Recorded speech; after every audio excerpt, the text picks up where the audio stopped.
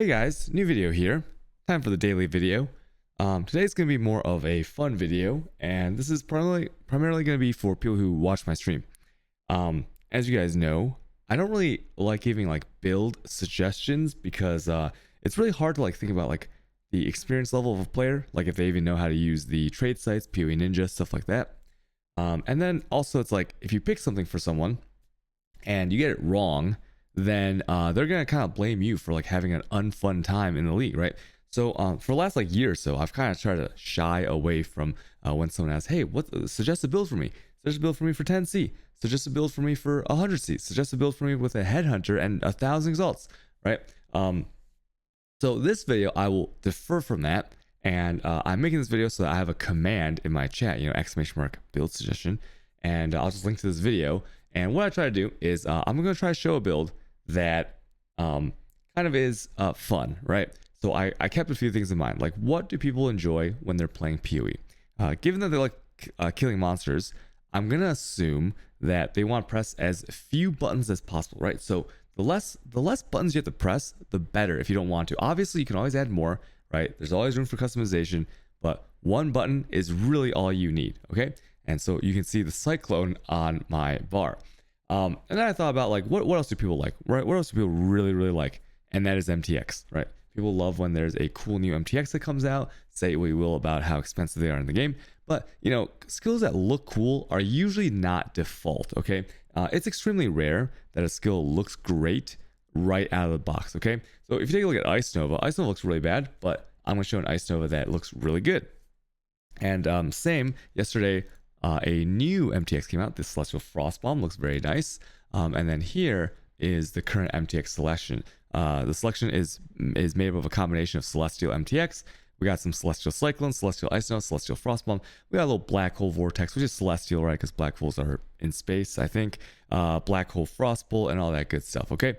So with this in mind, I'm just going to show the build and then very quickly explain it and provide probably some resources for you to build it up. I'd say it's actually kind of budget. Now I am using a headhunter, but if you look at my previous video for the Blade Vortex Poison, where I showcase it without a headhunter, that kind of speed is obtainable. So once again, this will be a poison thing, and I'm going to put in this Canyon. It's a tier 15, nothing too special. Vulnerability, more monster life, and heavy resist. And you will see what I mean by this could be a very fun build. Let's go and put some Beyond on this thing. And yeah, I was basically thinking about, I didn't have that much money, but I did have like some leftover stuff from my Gladiator, which didn't turn out so well, and my previous BB character, right? Ooh, this has a Delirium Mirror as well. Let's get started. As you can see, the speed seems pretty slow, right? And then we're just gonna get started here. We're gonna hit the breach, and as you can see, when you are zooming. You hold down one button if you want. I press Q, my dash, to clear green vines, which is a less multiplier on your move speed. And yeah, you're pretty darn fast. Okay, now I'm gonna do this method where I actually pick up the items that drop off the ground, so that you can actually see what it would be like to play it without the full speed. Because if you don't pick up items off the ground, you're not really showing the build, because then you can go really fast, right? For example, I could just zoom, like I could not pick up items and just go like this and just go down the go down the path right here. Now my item filter is pretty strict, so you're not gonna see too many crazy items. And if you look at my gems and stuff, lots of stuff is unleveled. I just want to get the build started. It's pretty fun. Self poison is probably one of the most fun builds here. Let me go pick this up, even though what was that? Iron Circle? Oh, Acid Snatch. Not gonna pick that up. See, like if I go down here, you will see like I can just zoom down the line, and it's pretty hilarious, right? Because yep, here's the boss, and boss is dead. Okay, boss is 100% dead right there. And pretty good stuff, right? It looks pretty fun. I think everyone agree that this is a one button build, because you can just hold down the cyclone. Now this is extremely laggy because that's the Harbinger. Yep, I might actually crash here, so sorry if I do. And then let me just do this. As you can see, pretty good stuff, right? Nothing too special, just the standard poison speed shenanigans going on here. I'm gonna go ahead and hit this. I forgot to actually put a June on this map, so you can see some June damage, but it's pretty much the same thing. You are incredibly fast, And I think this is going to be extremely fun for farming any kind of map. Now, you're going to have some issues with single target in like things like Cyrus and Malvin and stuff like that, right? So I'd recommend getting another build for that because this is really reliant on the poison section to go fast and have extremely good damage. This is going to be what I suggest if you're looking for a build that clears fast, a build that is extremely fun, and a build that looks really good. I'll have the POB down in the description. What I did is I basically stole the chest from my gladiator from yesterday.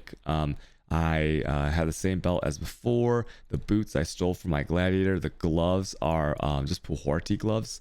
And let me do this ritual here. The rings are, one of the rings is exactly the same one I had on my poison BV. The other ring is just a Veritania ring with frostbite. Extremely cheap, some of these items. And the Pandemonius, I believe, is close to 4 exalts. But I was actually able to drop the Halcyon last stream by doing some community tool runs. That was pretty good. And the Cosprees, if you don't care about attack speed or you're going to go cooldown to hit that 7.55, I think, or whatever that breakpoint is for cooldown reduction, then you actually don't need a head on it, right? You can just go like, you go whatever else you want. So really cool there. And those Cosprees will run you about, I don't know, 10C, 15C. If you want the ones that I have, 14% move speed, you're going to be looking at 50C. If you want to up the cold damage on them, you're going to be looking at something like maybe 75C. Ooh, I'm dying. I'm bled.